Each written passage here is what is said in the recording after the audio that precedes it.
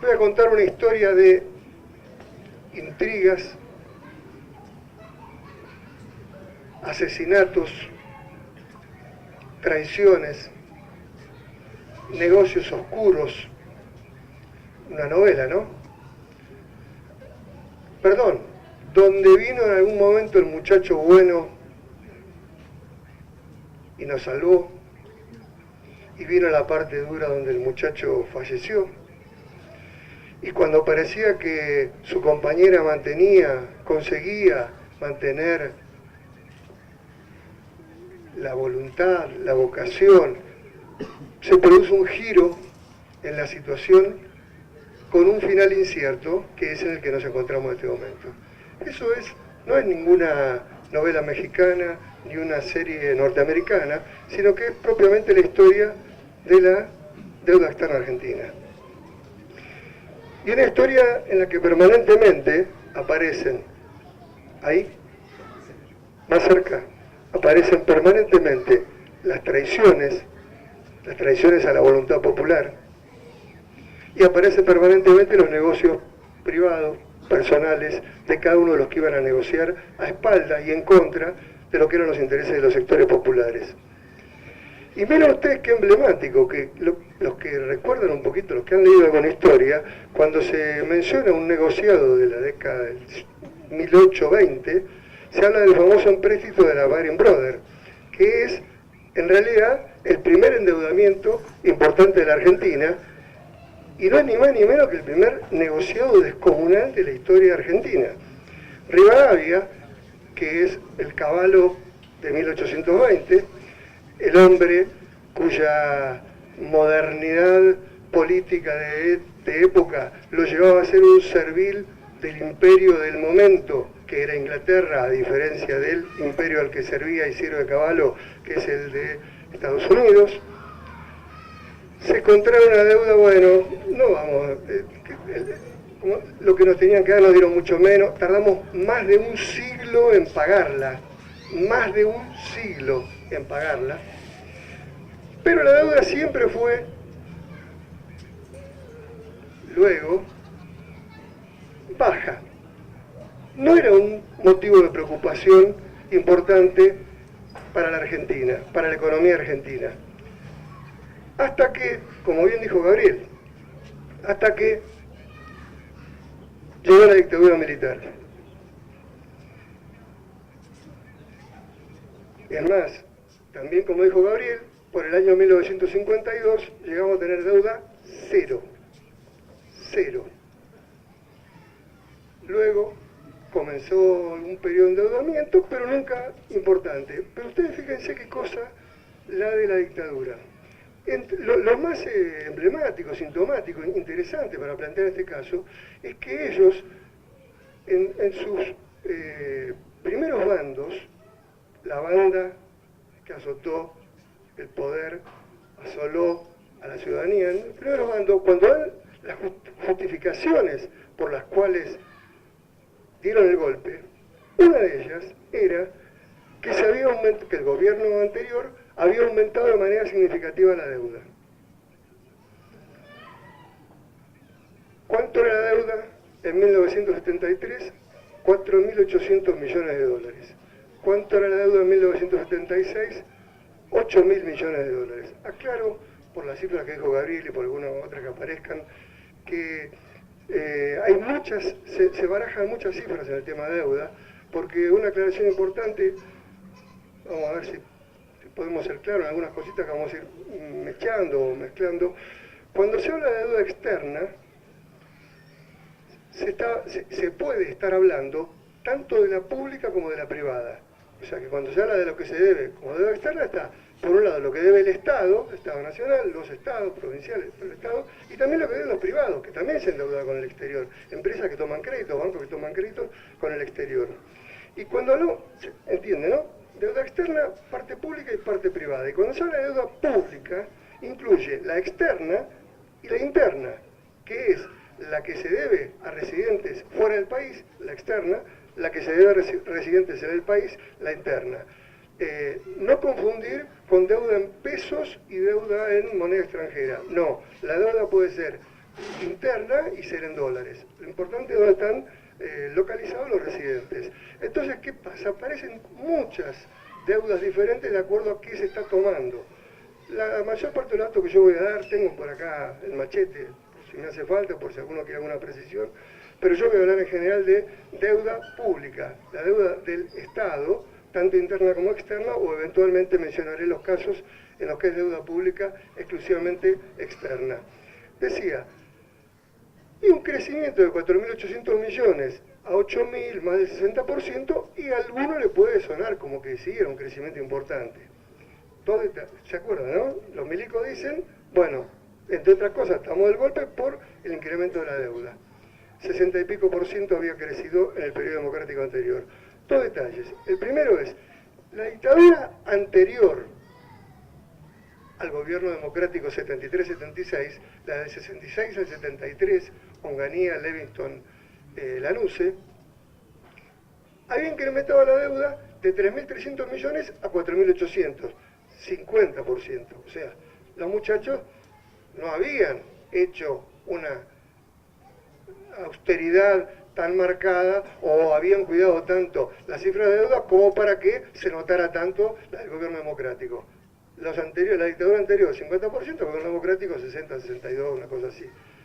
Pero eso no es todo. 7 años y medio después, cuando en diciembre del 83 se van, dejan una deuda de algo más de, una deuda superior a los 40.000 millones de dólares.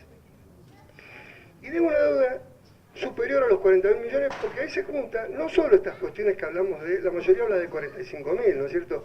No solo hablamos de la cuestión de qué pauta, qué tipo de deuda estamos tomando para incluirla, sino que además verdaderamente era tal el desmadre de los números que no se podía determinar cuál era la deuda.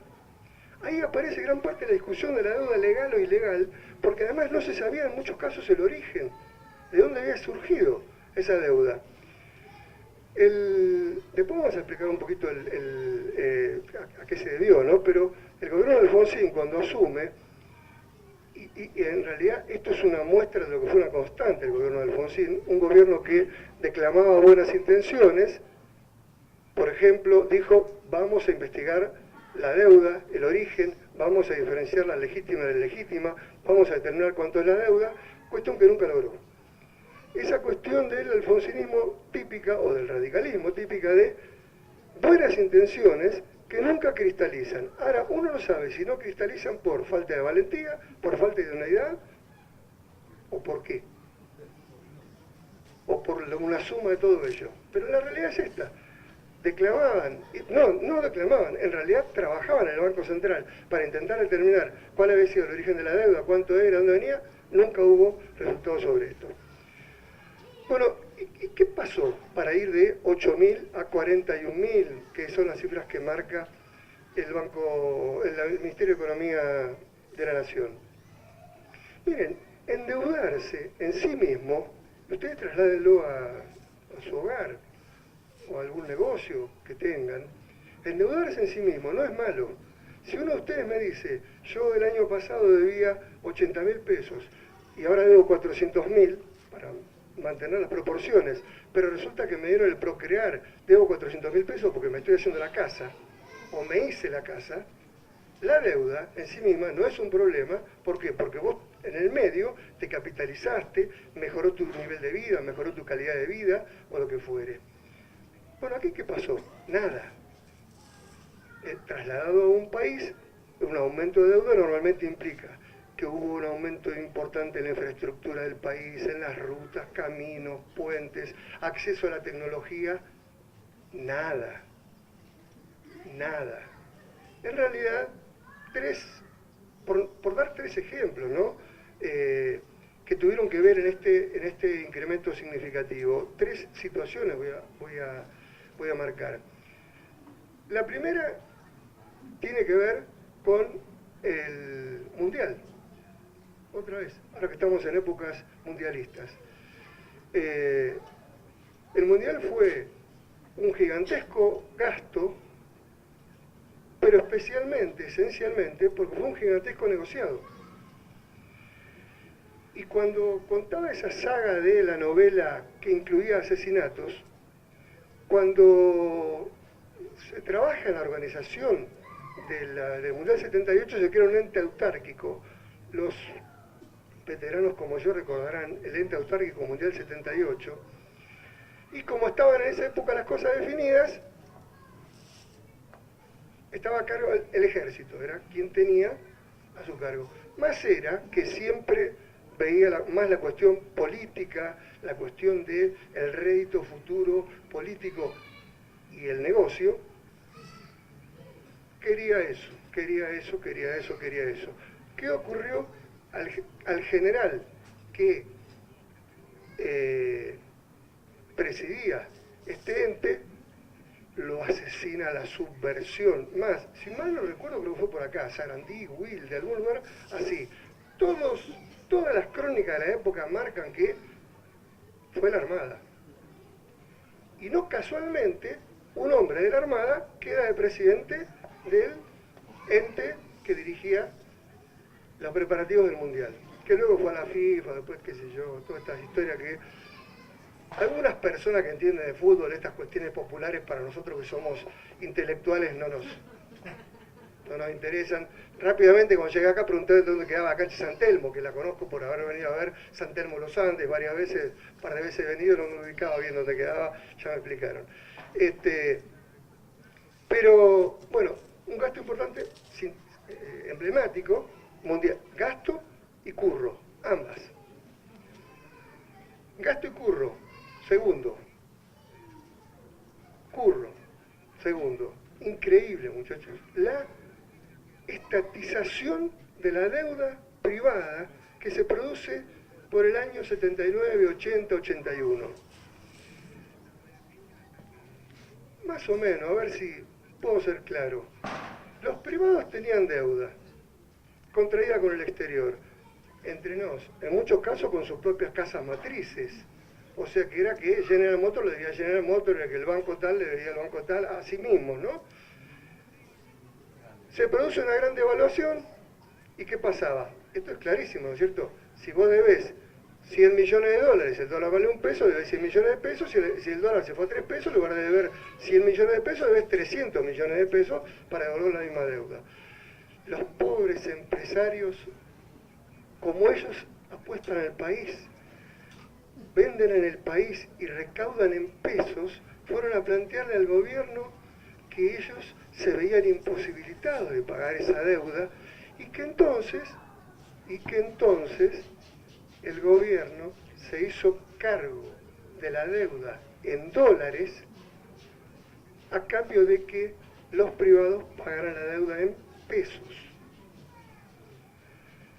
Acá tengo lo que está en el imaginario popular instalado, y estaba instalado en mi imaginario hasta hace no mucho tiempo, es que el creador de todo esto fue Cavallo. Su primera aparición en el firmamento estelar de la economía argentina. Cavallo fue presidente del Banco Central por ahí por 1980, 1981, alrededor de 40 días, donde prestó sus primeros servicios a la patria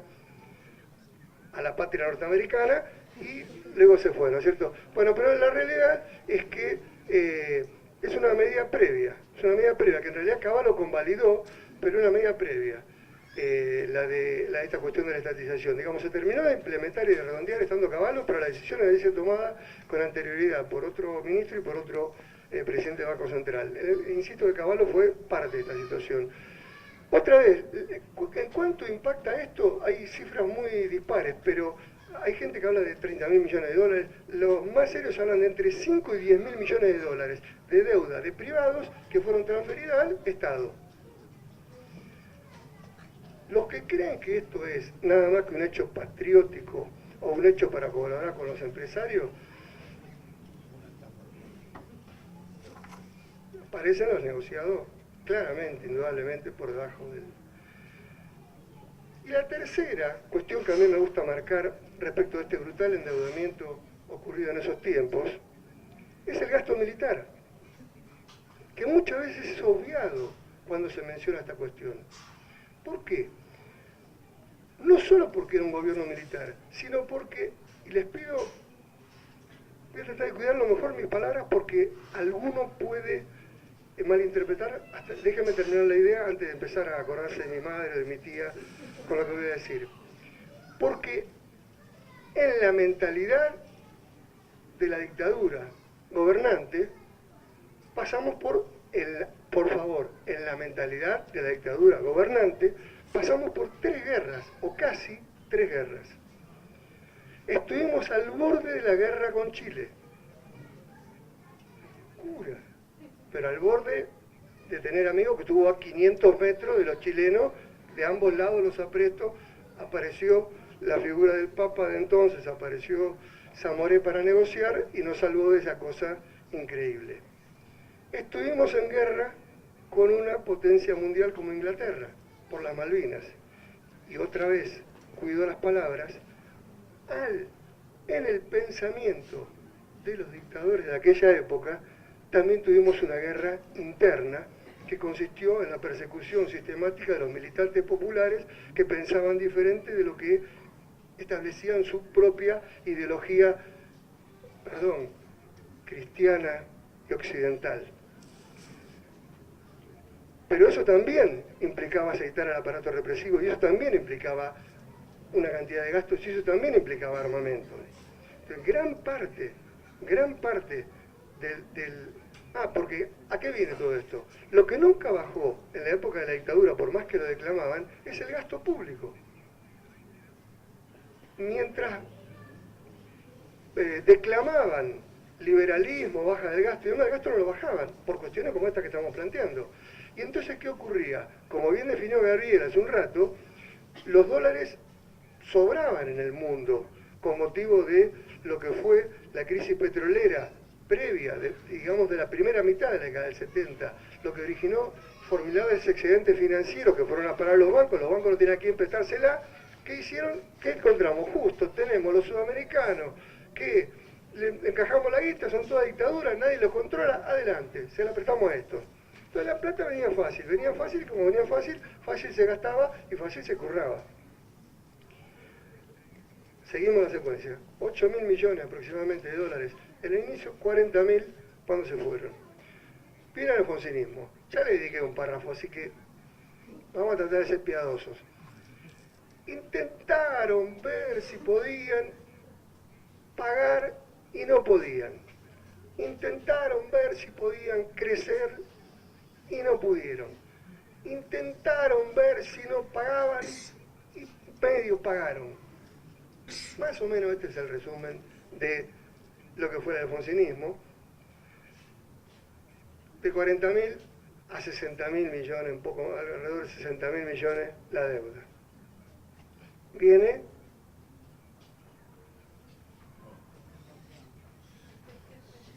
estaba tratando, viene el menemato, estaba buscando la palabra, tocaba la madera, pienso en el partido de pasado mañana, bueno, y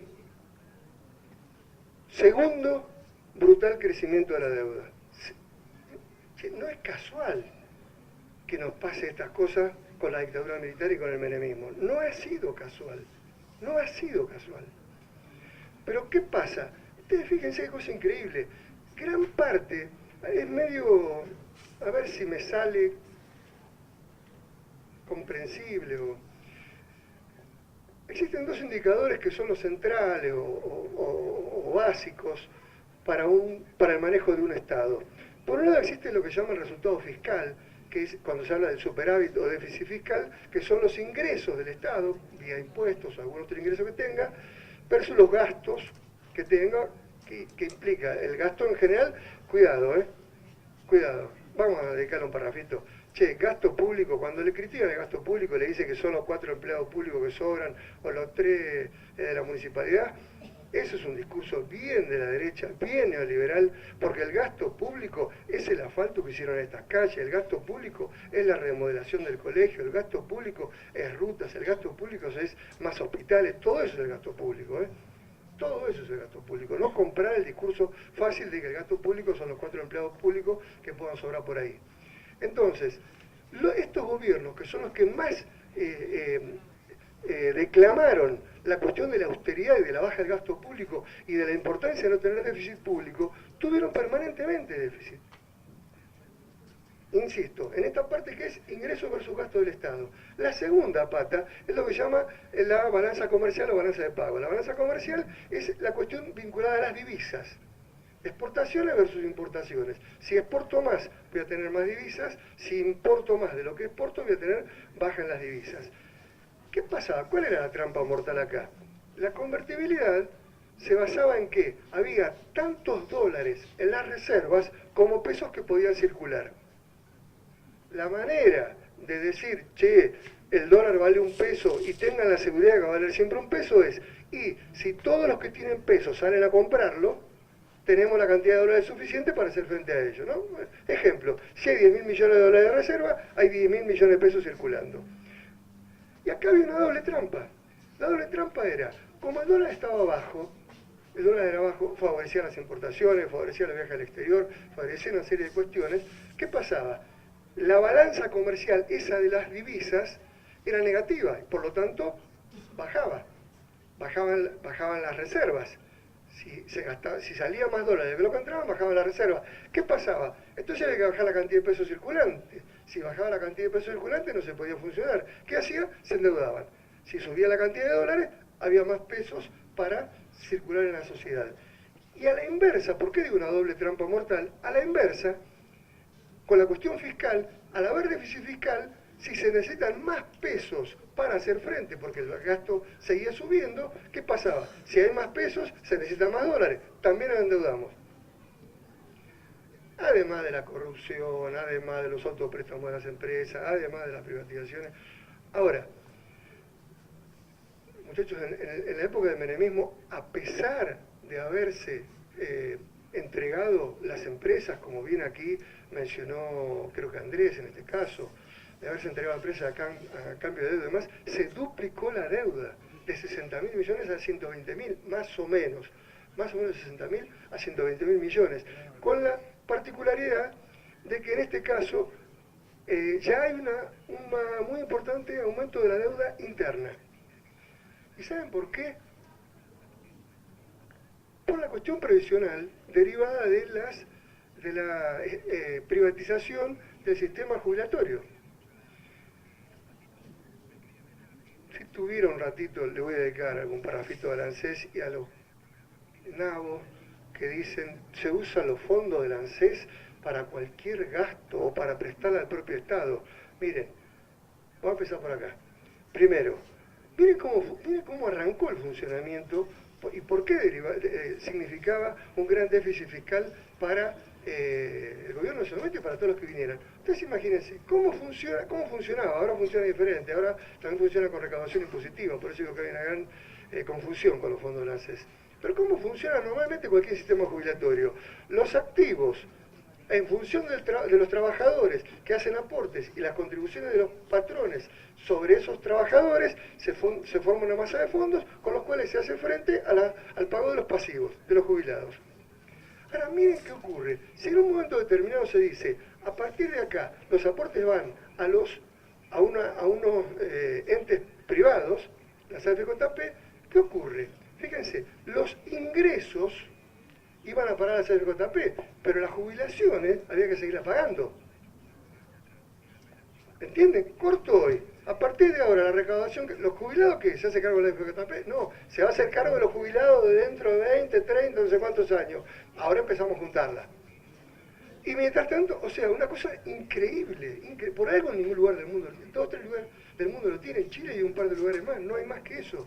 Bueno, ¿qué pasó? Insisto, primera situación, que digamos, no había recaudación para el Estado, muy pocos son los que quedaron porque se podía quedar en el régimen del, no me acuerdo cómo se llamaba, sí creo que ya era el ANSES en ese momento, mientras que el ANSES seguía pagando las jubilaciones. Cuando, con otra cuestión, para estos que hoy critican, ¿a quién le prestaba? Porque cuando dicen, che, están gastando la plata del ANSES invirtiéndola en el propio Estado y demás, yo les pregunto, ¿qué quieren que haga con la guita que sobra del ANSES? ¿Que la tengan en una caja guardada y que no ahí que se quede ahí, quietita? La plata hay que invertirla para que de alguna manera rinda un rédito y ese rédito derive en un aumento en los fondos que pueda seguir pagándose a los futuros jubilados. ¿Qué quiere? Que la tengan guardada. Esto lo hacen también las AFJP. ¿A qué no saben a quién le prestaban a la AFJP la plata que recaudaba? ¿A quién le prestaban mayoritariamente? Al Estado. O sea, está claro, ¿no? Lo que el Estado dejó de percibir por aportes y contribuciones de los trabajadores activos iba para el FJP. La FJP, al Estado le significaba un agujero, necesitaba plata. ¿Quién se la prestaba? Las AFJP. ¿Qué hacía? Poniendo. Una cosa increíble. Además de todo esto, muchachos, de los negociados que implicaban las FJP, esta cuestión de que compraban acciones a un nivel superlativo, de que las inversiones estaban todas sobrevaluadas. Miren, solo esto nomás, me estoy desviando un poquito, pero espero que les interese, o que sea de interés lo que estoy planteando. Entonces fíjense la reacción cuando los muchachos del campo le quisieron aumentar las retenciones. Miren la reacción de Aerolíneas cuando se estatizó. Miren la reacción de Repsol cuando... ¿Cuál fue la reacción de las AFJP cuando se estatizaron? ¿Cuántos juicios conocen? ¿Cuántos reclamos conocen? Estaban quebradas. Estaban quebradas por más de mitad. Perdón, estaban quebradas que se la habían llevado en pala y entonces ¿qué pasó? Se pasa a un sistema que actualmente es altamente superavitario. Pero vuelvo, si después queda tiempo para alguna pregunta o lo que sea y alguno queda incólume o en pie después de este momento, charlamos un poquito más de eso. Vamos por 120.000 más o menos, asume de la Rúa. Es un radicalismo boludo, digamos, ¿no? Amplificado, digamos, en este caso, ¿no? ¿Y qué pasa? Inoperancia política, inacción económica, no se termina de decidir la salida de la convertibilidad, que era evidentemente necesaria, y ahí sí que se vio un momento terrible de imposibilidad del pago de absoluta imposibilidad del pago de la deuda. Dos hechos impactantes, importantísimos de la historia de la deuda ocurren en ese momento. Primero es el blindaje. Por ahí, en esa o en el megacanje. ¿Cuál fue el megacanje? Ahora viene el megacanje, ya viene el megacanje. Primero fue el blindaje. Blindaje, como dice la palabra, es me blindo ante la imposibilidad de pagar, voy a recibir 40.000 millones de dólares. Voy a recibir 40.000 millones de dólares para, de esa manera, pagar. Medio, ¿no? Me van a prestar, me voy a endeudar para pagar a los que le debo. Una cosa. Pero bueno, el blindaje consistió en esto. ¿Quién lo armó? El Fondo Monetario. Participaron una cantidad de organismos internacionales de crédito, el BID, el Banco Mundial, bancos de aquí, de las AFJP. ¿Y qué pasó? Pusieron 40.000 millones de dólares, insisto, que no fue más que un pasamano, así lo definió la presidenta cuando dio el discurso otra vez, que era entraron los dólares y tal cual como tal se pagaron parte de la deuda. Y de esta manera iba, como un maná, iba a fluir las inversiones que iban a venir luego, demostrando que Argentina podía pagar, iban a ser un futuro venturoso que traía consigo a los... Esa era Machinea, ahí estaba Machinea el ministro. Al muy poco tiempo se demostró que seguíamos en el mismo despelote, porque lo único que habíamos hecho era cambiar de mano, cambiar de mano, ahora cuando venga el megacanje voy a hacer un poquito más de énfasis. ¿Qué pasa? Viene tercer servicio a la patria de Domingo Faustino Cavallo, como me gusta nombrarlo a mí, y de paso hago una carambola a dos bandas, ¿no? Le damos a los dos juntos. Domingo Faustino Cavallo. Segunda aparición, tercera, ya he hecho la segunda con Menem, y en el medio del despelote, ¿qué se les ocurre? El megacanje. Y el megacanje es muy importante entenderlo, porque además tiene que ver con la aparición posterior del muchacho bueno que viene a acomodar las cosas, para que se vea la diferencia con el canje, que el canje en realidad es lo que hace el kirchnerismo unos años después, y que tiene directa vinculación con lo que estamos viviendo hoy con el default actual. Miren, después del de la Lehman Brothers, me parece que el negociado más descomunal, increíble que hubo en la historia económica argentina fue el del megacanje. Megacanje que era, como la palabra lo indica, se hizo un canje de deuda muy importante, que es una cuestión que hasta ahora no apareció.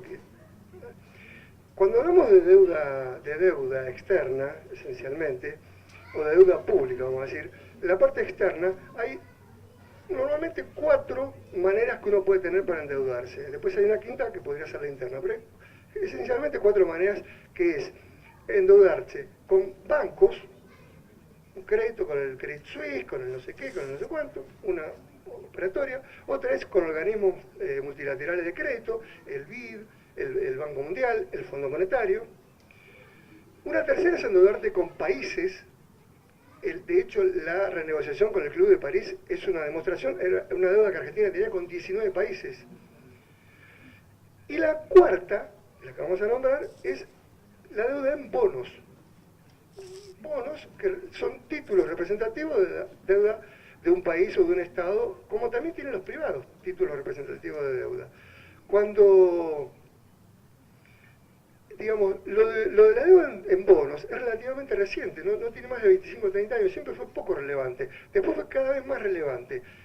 Ahí, en el megacanje, lo que se hace, y hay un quinto concepto de deuda, que es la deuda intraestado, con el propio Estado, que es la que ha adoptado muy fuertemente este gobierno, que es endeudarse con el ANSES, endeudarse con el Banco Central, endeudarse con el Banco Nación. Si tenemos tiempo vamos a dedicar un poquito a eso. ¿Qué hace con el megacanje? Algo así que le dijera como 45 bonos diferentes para que se canjearon por otros bonos a más largo plazo, un negociado descomunal, unos intereses descomunales, un incremento de la deuda impresionante, que significaron 150 millones de dólares de comisiones a los bancos actuantes, 150 millones de dólares a los bancos actuantes de la CFJP, y un señor llamado David Mulford, que había sido secretario del Tesoro norteamericano, que es algo así como una especie de ministro de Economía de Estados Unidos, que en este momento era agente que trabajaba para el Credit Suisse, que es el que ideó todo esto, y que, por casualidad, es amigo personal de Domingo Faustino, es amigo personal. A ver si vos, que armás tenés la gran idea, hablá conmigo, que soy el ministro, ni vos querés ser Mulford, ni yo quiero ser Cavallo, pero no importa, vamos a hacer de cuenta que hacemos esto desde así. A mí me falta un poquito todavía para llegar hasta acá.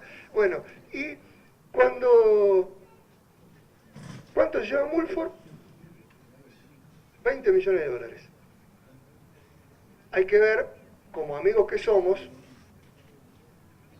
cuánto me llevé yo. Porque en toda la historia de todas estas renegociaciones siempre hay un retorno para los que estuvieron negociando, siempre. Miren, recién hablé del Club de París, acá se tomó como una cosa pintoresca y hasta graciosa por algunos medios que el ministro de Economía estuviera 20 horas negociando. ¿Se acuerdan? 20 horas de negociación. ¿Saben por qué nunca había ocurrido eso? Porque me decían, sí te pertenezco, o a lo sumo ¿cuánta me toca a mí? No es la absoluta realidad. Si hubo 20 horas de negociaciones, porque hubo 20 horas de negociación, llamadas a la Argentina con la presidenta de intercambio, los ministros de Economía llamaban a sus presidentes o a los que... Una negociación de 20 horas implica un tire de afloje terrible, terrible, cuestión a la que no estábamos acostumbrados. Bueno, resultado, helicóptero de por medio, 145.000 millones, la deuda. Viene Rodríguez A. Viene una sucesión, el primero Rodríguez A. Y Rodríguez A es una cuestión que podemos discutir, una cuestión que podemos discutir. Yo lo que discuto seguro es en un jolgorio festivo de una asamblea legislativa, no vamos a pagar la deuda. Miren, digo, es discutible discutible. Lo discutible es el jolgorio. ¿A qué voy? Che, si tenés un bolonqui en tu casa, que le debes al verdulero, al carnicero, al usurero, al este, a la luz y al otro, y decís, no pagamos. Alguno va a tener que decir, che, se nos viene un quilombo con el verdulero, el usurero, y se nos viene un quilombo. Algo vamos a tener que hacer, porque no es, digamos, a lo sumo, bueno, tengamos la valentía de enfrentar a cada uno para decir que no pagamos o qué cuestión podemos saldar. Duró lo que duró, vinieron lo que vinieron, siguió la deuda creciendo y en 2003 asume Néstor Kirchner. En mayo la deuda era de 152.000 millones de dólares y en diciembre todo esto no pagamos, venimos de diciembre del 2001, no pagamos, nada. Y en diciembre del 2003 la deuda era de 178.000 millones de dólares. ¿Por qué? Porque seguía venciendo. El muchacho de la película, que se encuentra en el medio de la adversidad y le patean 15 penales de todos lados y además no te lo patea, voy a decir el 4 de los Andes para que no se lo patea Cristiano Ronaldo, Ribery, Messi, qué sé yo, eran todos penales de adentro, de afuera, de la provincia, del otro lado. Entre los penales que tenía el tema de la deuda. Y rápidamente, ¿qué plantea? Plantea lo que cualquier privado hace en una situación como esta. Dice, en estas condiciones, en este monto, y ahora no puedo pagar. Si a mí me dan tiempo, me permiten crecer, desarrollar mi negocio, diría el privado, a mí me permite, me dan tiempo de espera, me dan tiempo de espera, me bajan la deuda, me bajan las tasas, yo le voy a pagar. ¿Se imaginan que la comunidad financiera internacional y los cipayos que nunca faltan de acá, que es una locura, el muchacho tenía unas cuantas locuras, ¿no es cierto? Una locura, nadie lo va a aceptar, 2004 Argentina presenta la oferta. Otra vez, es un canje de deuda, como el del mega canje. Aquí lo que se ofrecen son distintos varios bonos, que tenían la particularidad, era un menú. Vos elegías vos que eras una persona que tenía deuda, elegías, y miren cómo tienen que ver con estas cuestiones que a veces no se entienden muy bien de lo que está pasando ahora. Había bonos en pesos, había bonos en yens, bonos en euros, bonos en dólares. Había bonos sin quita, había bonos con quita del 33%, bonos con quita del 66%. En ninguno de los casos empezaba, todo dependía de la tasa que se aceptara, de que se renegociara. Bueno, se presenta en mediados del 2004, no va a andar, ¿cómo van a aceptar con una quita de deuda? Pequeño detalle, y te voy a pagar al vencimiento, de acuerdo a los bonos, entre el 2033 y el 2038. Estábamos en 2003. No va a andar. Enero del 2005 se abre, como si dijéramos, la licitación, la oferta pública. Febrero se cierra, no va a andar.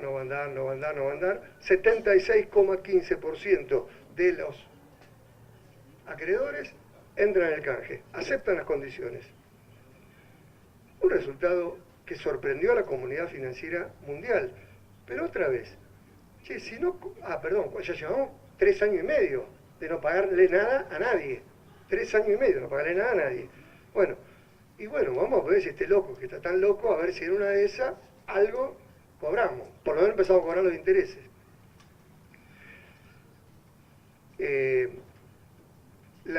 la consideraba, después hubo la de Grecia, Turquía, posteriores, pero la refinanciación más importante y exitosa de la historia financiera mundial. No lo estamos diciendo acá en este ámbito que somos del palo, es lo que considera cualquier autor, cualquier investigador de cualquier lugar del mundo. Cuando luego viene otro hito, no menor, un año después, en el 2006, se cancela en un día toda la deuda con el Fondo Monetario, 9.500 millones de dólares. Un día, ping, 9.500. ¿Cuál es el objetivo ahí? Miren, la deuda con el Fondo Monetario no es de las deudas más caras, Pero el problema del Fondo Monetario son los condicionantes que te pone. Son los condicionantes que te ponen. Perdón, que omití decir que por acá me lo estuvieron soplando, cuando de la Rúa decía, hoy estoy contento porque voy a dar una buena noticia, o qué lindo que dar buena noticia, y qué sé yo. Lo que venía en el paquete del blindaje y o del mega canje era la rebaja de los sueldos, la rebaja de las jubilaciones, la rebaja, todas estas medidas que eran impulsadas. Che, si vos achicás tus gastos, tengo más posibilidad de cobrarte. Esta, digamos, una ecuación tan básica. Bueno, el resultado es que entra un 76 y pico por ciento y queda un 20 y pico por ciento afuera. Empiezan a joder. Se cancela con el fondo, pin, fondo afuera.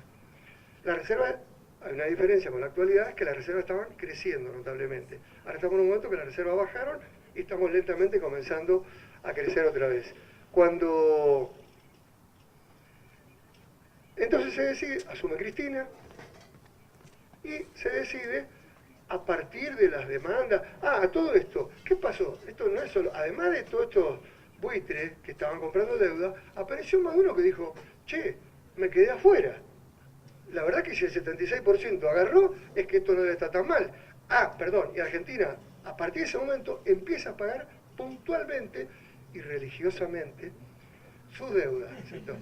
Y religiosamente su deuda. Bueno, son cosas tuyas. Comienza a pagar puntual y religiosamente, acorde al lugar donde estamos, donde hay unos cuantos nombres célebres que la verdad que me emocionan. Entonces los tipos dicen, che, me quedé afuera, están pagando, algunos de los que están afuera presionan por entrar. ¿Qué hace Argentina? Presiona por entrar en mejores condiciones. ¿Qué hace Argentina? Dice, el que quiere que entre en las mismas condiciones, 2010. El que quiere que entre en las mismas condiciones. Tener los bonos al 2033, al 2038, lo único que se incluye un bono llamado Global 2017, que es un bono para los intereses que hubo entre 2005 y 2010. O sea, lo que te tengo que pagar a vos ya en 2010 es más que lo que te debía en 2005. Solamente esa fue la única diferencia. Entre el 16 y pico por ciento. ¿Cuánto se suma en total? 92,4% de la deuda. Algún dato, muchachos. Cuando decimos que la deuda, el canje de deuda fue el más formidable de la historia de 2006, el de 2006 solamente, implicó que Argentina en ese momento tomara bonos por 62.000 millones de dólares y entregara por 35. En ese momento de ese canje, la deuda bajó, no solo la pateamos a 30 años, sino que la deuda bajó en ese momento nominalmente 27.000 millones de dólares. 27.000 millones de dólares bajó la deuda en ese momento. Luego, con la otra parte del canje, vuelve a bajar otro poquito. ¿Y qué pasa? Se quedan afuera algunos cuantos y aparecen ahí a dar vuelta a los buitres. Cuando Argentina empieza a diferencia de lo que ocurría en 2005 y 2006, Argentina comienza a enfrentar a partir de 2011, 2012, marcadamente 2012, 2013, pero en realidad de 2011, el problema de todo país subdesarrollado que tiene un crecimiento importante, de manual. Todo país desarrollado que tiene un crecimiento importante termina viéndose afectado, a diferencia de lo que todos creen por la inflación, que es un problema que surge, por lo que se llama la restricción externa. Todo país subdesarrollado que crece fuertemente, ¿qué pasa? Hay un momento que para seguir creciendo necesita ciertos insumos que son importados. Desde la tecnología, si necesito producir más, ya llega un momento que para producir más tengo que importar tecnología, o, en nuestro caso, muy especialmente, el tema de la energía. La energía no alcanza para sostener este nivel de crecimiento, entonces hay que importarla. ¿Qué pasa? Inexorablemente todos los crecimientos importantes de países desarrollados terminan con restricción externa. Argentina empiezan a faltarle los dólares. Apareció el cepo, aparecieron las restricciones de importación, aparecieron todas estas cuestiones. Cuando en ese momento Argentina, además de ello, Argentina comienza a tener por primera vez en todos estos años déficit fiscal muy bajo. Por eso digo, che, yo cuando escucho estos mismos ñatos que en la época del menemismo no dijeron nada sobre el déficit fiscal, que era infinitamente mayor que el actual. Cuando no dijeron nada en la época de la dictadura sobre el déficit fiscal, que era infinitamente mayor que el actual. No me jodan, muchachos, guárdense por un tiempo, por favor.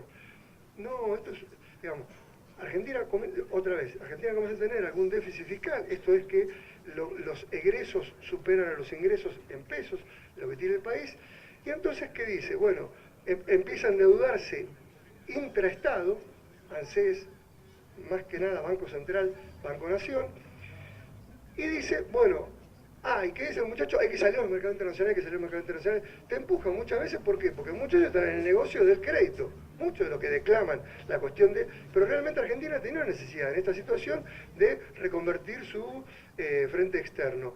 Por eso va la negociación con Repsol, por eso va la negociación con el Club de París, y cuando parecía que todo se encaminaba, aparece el fallo en realidad de la Corte Suprema, porque Griesa había fallado hace 2 años, la Cámara Griesa sorpresivamente hace 2 años había fallado que había que pagarle a los buitres, en este caso puntual de este juicio, va a la Cámara de Apelaciones y cuando todos esperaban que la Cámara de Apelaciones revirtiera la situación, banca el fallo de Griesa, va a la Corte Suprema y cuando, escúcheme, Obama es cualquier cosa menos boludo. Si el propio Obama dice, espero que la Corte Suprema norteamericana falle, una semana antes, otra, los políticos de la oposición estaban en una delegación acompañando a los políticos del oficialismo allá, cuando el juez iba a dar el fallo. Después quedaron con la carita pegada, dando vueltas a ver cómo acomodaban la situación. Pero la realidad es que nadie esperaba que la Corte Suprema dijera esto. Todos pensaban en una situación intermedia, no que mandara el fallo del juez para atrás, sino que dijera, bueno, que las partes acuerden alguna negociación, una nueva apertura, un canje diferente y demás. Cierro porque de esto ya habló, y mucho mejor que yo, seguramente Andrés. El gran problema de la situación actual en la que nos enfrentamos, con esta situación del fallo, bien lo dijo Andrés, voy a repetir un par de cosas que él dijo, el problema no son los 1.500 millones de dólares que habría que pagarle a este fondo, ni siquiera los 15.000 que habría que pagar si el resto del 6 y pico, 7% que quedó afuera reclamara como está reclamando. Ni siquiera hay 30.000 millones de reserva, no se va a pagar, digamos, se podrían pagar hoy los 1.500 de una e ir pagando en el transcurso, a medida que los demás van sacando fallos, ir pagando los otros 15.000, y esto nos llevaría a diciembre de 2015. Un presidente, una presidenta irracional, mal, facilista, o una presidenta que piensa que su modelo se acaba en diciembre de 2015, ¿saben qué hace? Paga. Esa es la más fácil, paga. Y en diciembre de 2015 el que venga, que se arregle. Porque lo más complicado del tema, y apareció muy tangencialmente hasta ahora, tanto en lo que dijo Gabriel como en lo que dijo Andrés, es que el problema es que aquí, creo que muchos de ustedes lo deben saber, pero por si acaso lo comento, el problema es que allá en 2005, entre el par de zanahorias que le dimos, después que le sacudimos a los que entraron, le sacudimos, una cláusula que se puso en ese momento fue que si en algún momento a algún acreedor se le diera un pago más beneficioso que el que te estoy dando a vos que aceptaste este canje antes del 31 de diciembre del 2014, en aquel momento de acá a 8 años, 9 años, 10 años, si antes del 31 de diciembre del 2014 a otro le pago mejor que este bono que te di a vos te voy a dar lo mismo. ¿Cuál es el riesgo acá? Si Argentina paga al contado, todo el 92% sale a reclamar que le paguen igual. La famosa cláusula RUFO, que es una sigla de unos términos en inglés que dicen esto. ¿Eso fue un error? Digamos, otra vez, después que terminó el partido, decir, che, no lo puso a Gago e Higuaín de entrada, fue un error, y bueno, hay que ver qué cuestión primó. Ahora, ya, cuando yo creo que no fue un error, a ver si se entiende, a este altísimo nivel de... Vos tenés que tener en cuenta con quién te estabas sentando a negociar. Y seguramente empezaron estas cuestiones. Y seguramente apareció, no, yo quiero queremos cláusulas similares. ¿Y qué hicieron? Dijeron, bueno, la pateamos 8 o 10 años, a diciembre de 2014. Por eso sí creo que no es casual que el fallo haya salido ahora.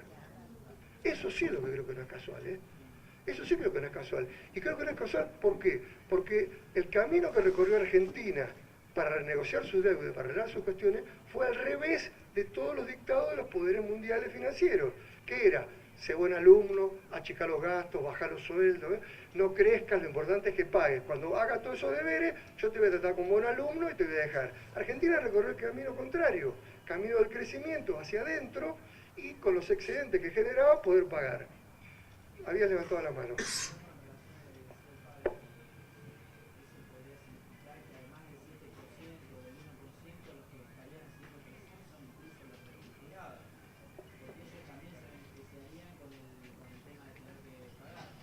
Si le pagamos al 7 y pico, el 92 estaría en condiciones de reclamar.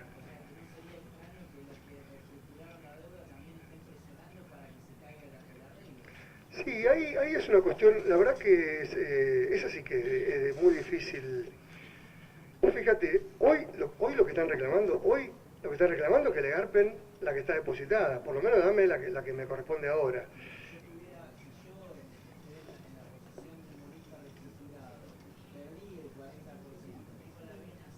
Y tengo que esperar 30 años.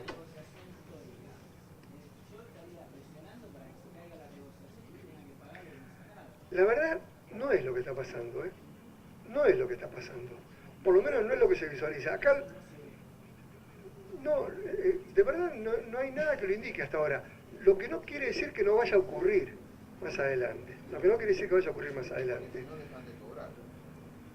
Porque, perdón, gracias, el que me está ayudando, el que me dio letra. Lo que pasa es que todos saben que si todos reclaman, no cobra nadie. Cuando la presidenta dice, lo que yo quiero que cobre el 100%, está diciendo esto que acá me soplan. Muy bien, le pagamos todo. ¿Saben cuánto hay que pagar? Hay que pagar 160.000 millones de total, que es imposible. En Argentina, en ningún país del mundo puede pagar 160.000 millones todos juntos. A esto voy. Perdón, no. Digo, acá, porque ya veo, y vamos a ver cómo termino yo después de esto, porque yo con la adrenalina volví a retomar, pero vamos a ver cómo termino después, ¿no? Acá termino. Digamos, esto hubiera sido mi parte y ahora Andrés le va a explicar los problemas del fallo y qué es lo que va a pasar. Adelante, Andrés. Ahora van a escuchar uno que sabe, le toca hablar a él. Entonces, y luego de ello, lo que quieran hagan preguntas que Andrés que sabe va a contestar y yo no. Por mi parte terminó. Si queda alguna pregunta o algo pendiente y el frío le permite. Bueno, no era para aplausos. Ahora empezaré.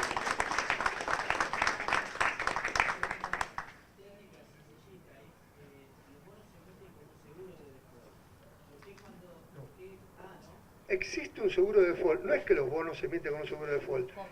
El colmo de la timba. Hay aseguradoras que dicen, así como podés asegurarte por si vos tenés un auto y querés que si chocas el daño que te origina te lo devuelve el seguro, hay aseguradoras que dicen, vos tenés deuda de este país o de esta empresa que estás tratando de accionar, me pagás un seguro y yo te digo que si ese país no paga, yo te aseguro que te voy a pagar. Esta cláusula de seguro de default es la que algunos dicen que están queriendo activar los buitres. ¿Por qué dicen? Si el 31 de julio se declara el default, automáticamente cobran de las aseguradoras. Pero eso no era una cláusula del bono. Eso es una cuestión particular que han entablado algunos tenedores de bonos. Dicen que también algunos que ni siquiera son tenedores han tomado lo mismo.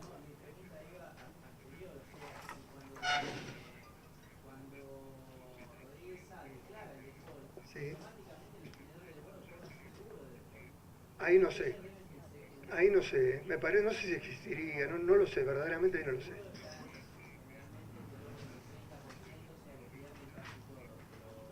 No, ahí es otra cosa. Ahí lo que pasaba era que los bonos, en lugar de valer 100, dice $100, valían 30. 30, 20, 25, de acuerdo al momento. Ahí es donde lo compran los buitres. Pero eso no es el seguro. El seguro te paga el 100% de la deuda, ¿eh? Pues te digo, el seguro de default te paga el 100% de la deuda si el país, la empresa o lo que fuere entró en default. Más allá de que todos nosotros queremos que haya una solución, ¿se ve alguna solución y la comunidad internacional que está tan asustada puede hacer algo o, no, o nada? O la división de los poderes y se acabó? La verdad que todos los escenarios son malos. Entonces, digamos, todas las posibles soluciones son malas. Acá habrá que, de verdad, habrá que optar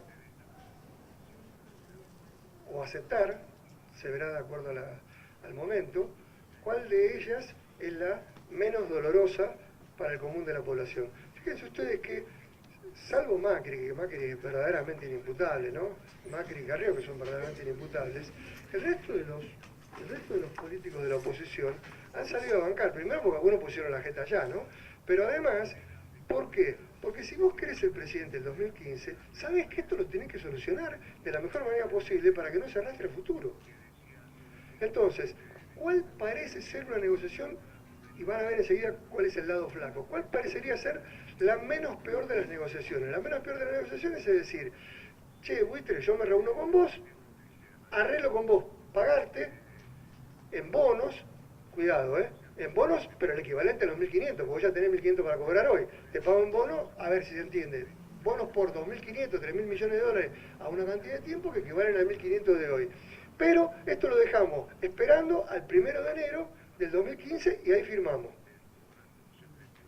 Esa parece ser la negociación, ¿se entiende? Ahora, che, ya estamos en confianza a esta altura. El 92% no son boludos. Dicen, che, que resulta que justo tenés un fallo hace 6 meses que dice que tenés que pagar en efectivo. Resulta que justo arreglaste, los tipos te esperaron de bueno que eran, y justo arreglaste el 2 de enero. Me parece que ahí es probable que aparezcan juicios del otro grupo de tenedores, digamos, de los reestructurados, el 92%. Pero igual me parece que ahí va a ser menor. Acá lo más importante es que Argentina ha pagado y sigue pagando y quiere seguir pagando. Entonces, mostrar la voluntad de pago es muy importante. Vos comentabas el tema de los apoyos y demás. Vos decís, che, te apoya Obama, te apoya te apoya el otro, Francia, la OEA, el grupo de los 77. ¿Qué pasa con esto? Bueno, da la impresión de que esto podría ser una presión, digamos, un elemento de presión. No fue lo que hizo el juez. El juez, cada vez el palo era más duro. Ustedes se dieron cuenta la primera vez, cada vez el palo era más duro. Es más, el jueves pasado el gobierno decide depositar los fondos, que tocan todavía dando vuelta, y de verdad yo digo lo que yo sentí en ese momento. Dije, para mí se equivocaron. Porque yo digo, si yo me tengo que plantear una situación de dureza, mi situación de dureza es no pago, no le pago a nadie, que nadie cobre, y entonces si nadie cobra, acá se armó de pelota tal. En cambio, acá ¿qué va a pasar? Griesa va a embargar, como venía la secuencia, Griesa va a embargar a cuenta de los bonistas y se quedó en 92 y pico también sin cobrar. Afortunadamente erré. Fue la primera vez, al día siguiente fue la primera vez que con Griesa sacamos un empate. Griesa dijo, usted tiene que pagarle tiene que pagar este fallo y lo demás que esperen. Tiene 30 días, siéntense y negocie. Fue la única vez que sacamos un empate. Parecería ir dándose vuelta un poquito a la cuestión. Che, y volviendo al tema de los juicios, omití un dato muy importante. Cuando le decía a él, che, yo te prometo que te voy a pagar igual si voluntariamente le pago a otro en mejores condiciones. Si voluntariamente le pago a otro en mejores condiciones. Entonces, si vienen los juicios, che, yo no quise pagar, che, hubo un juez que me obligó, che, hubo un juez que me embargó, che, yo después fui a la Haya, naturalmente parece ser ese el camino, si el juez sigue jodiendo vamos a ir a la Haya. ¿A qué? A ganar tiempo para irnos acercando al 1 de enero y para ir demostrando en todos los lugares posibles que no es voluntario, a mí me obligan a pagar. Entonces cuando me quieren hacer un juicio digo, no, yo no pagué voluntariamente, a mí me obligaron a pagar. Entonces, en el medio, muchachos, si viene la cesación, de pago, viene otra vez el cepo, la restricción de importación, todo eso, brutalmente. De verdad el panorama es muy duro. A mí me parece que el mejor de los escenarios posibles de corto plazo El mejor de los escenarios sería la posibilidad de que el juez le sigamos sacando algunos empates, y un empate con el juez podría ser, ayer los buitres dieron por primera vez también una imagen que dijeron, estamos dispuestos a negociar, si el ministro está acá, que venga, hable, no hace falta esperar hasta el lunes, bueno, podemos cobrar en bono, podemos, mientras nos respeten los 1.500 netos, podemos esperar en bono. Ahí aparecieron algunos gestitos de que la cosa podría encaminarse. Entonces, a lo mejor, si los buitres se presentan y dicen, estamos negociando, habilite el pago, y se le paga esta plata depositada al 92,4, seguimos ganando tiempo y nos vamos acercando. La verdad, muchachos, acá el tema es llegar al 31 de diciembre, ¿eh? Es llegar al 31 de diciembre y que se note que no tenemos voluntad de pagarle, que nos obligan a pagar. Pero, no, verdaderamente, miren, hay unos cuantos que ya me padecieron como alumno y unos cuantos que me conocen. Soy un optimista por naturaleza, pero la situación es la más compleja que vivió la Argentina en materia económica desde el 2001-2002. Es sin duda la más compleja. Por eso me parece que es muy importante esta reunión de esclarecimiento. Le pueden haber ganado con lo que vienen a hablar, pero eso es una cuestión aparte. Pero me parece muy importante esta cuestión de esclarecimiento, porque el común de la gente y no es por la cuestión del mundial que la gente no... Es un tema complejo, no es de fácil comprensión para aquellos que no siguen el día a día la cuestión económica y demás. Es demasiado... ¿Quieren que le diga? Yo me enteré de la cláusula Rufo después del fallo. Dije, ¿cuál es el problema? Le pagamos. No, pero resulta que... Y ahí me enteré de la cláusula Rufo. De verdad. Después del fallo. Es que ese era el problema principal. El problema principal no es para a estos, sino qué hacemos con el otro 92%. Entonces, este tipo de jornada me parece muy valiosa, por eso reitero el agradecimiento o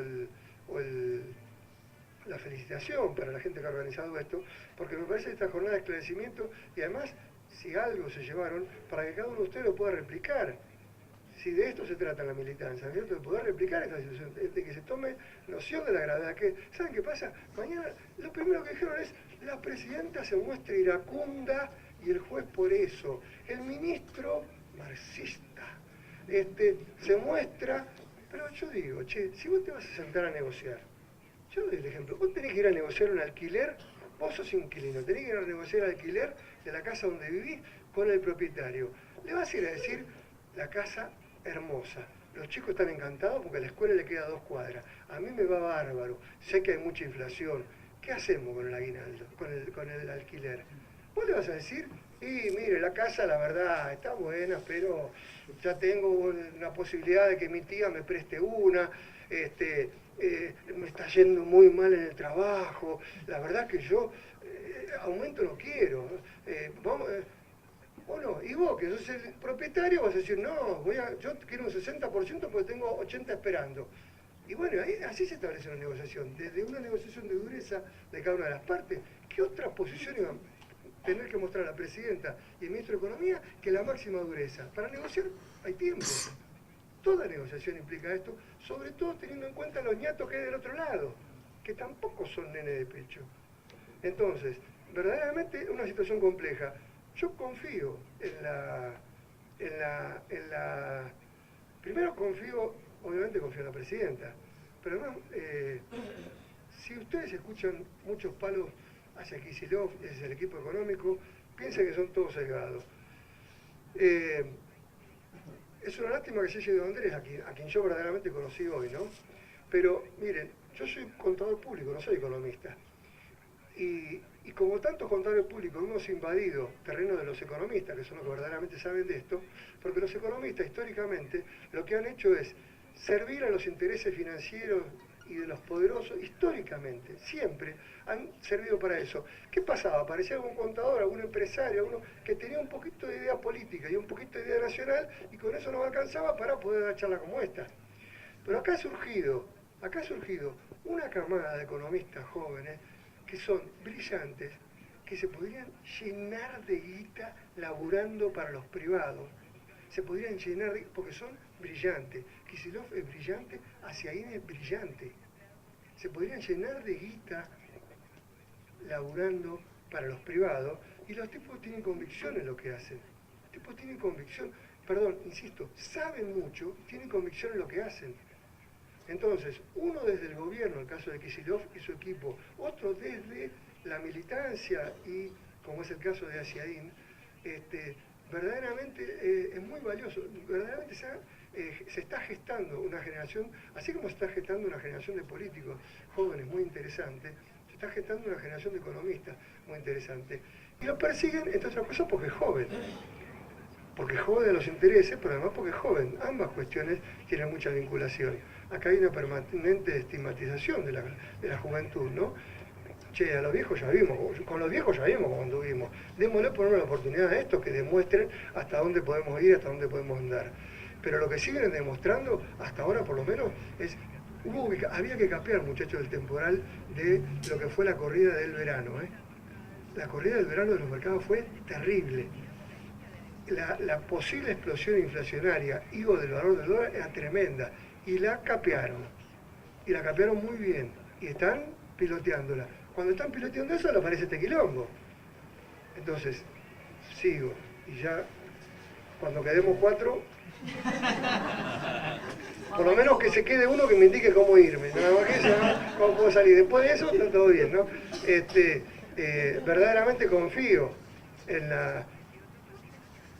Yo, cosa de docente de aula, ¿no? Soy a veces muy reiterativo en las ideas y yo siempre digo que reitero las ideas porque hago de cuenta que yo soy alumno. En la tercera o cuarta la entendía, ¿no? En la primera es decir, lo más fácil para la presidenta es pagar los 1.500 millones, esperar a que la sentencia de los otros 15.000 sigan llegando y de acá al 2015 ir pagando, porque lo puede hacer. Y en 2015 da la zurra y se va. Y el que venga, que se la banque. Esa es la más fácil, Esa es la del facilista y la del que está convencido que en diciembre de 2015 se acabó el modelo y que venga que se arregle. No es la postura que adoptó Argentina, afortunadamente, lo cual nos vuelve a cargar las pilas, nos da una nueva energía de decir, che, esto está para seguir y podemos. Ahora, lo lamentable es, si esta negociación termina bien, si el común de la gente no se entera, por eso es importante hasta dónde podemos ser todos agentes transmisores de esto, si el común de la gente no se entera, se arregla, se arregló, che, quilombo de buitre, ya está. Cuando realmente es un problema gravísimo, gravísimo, gravísimo.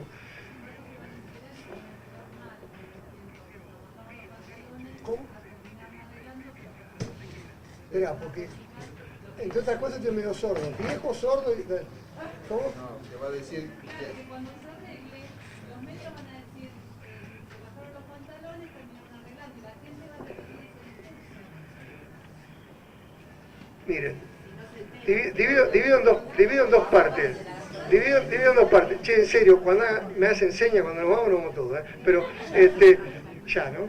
Ya, bueno, en esta termino. Es indudable que los medios van a decir eso. Ahora, sobre los medios, termino con una metáfora.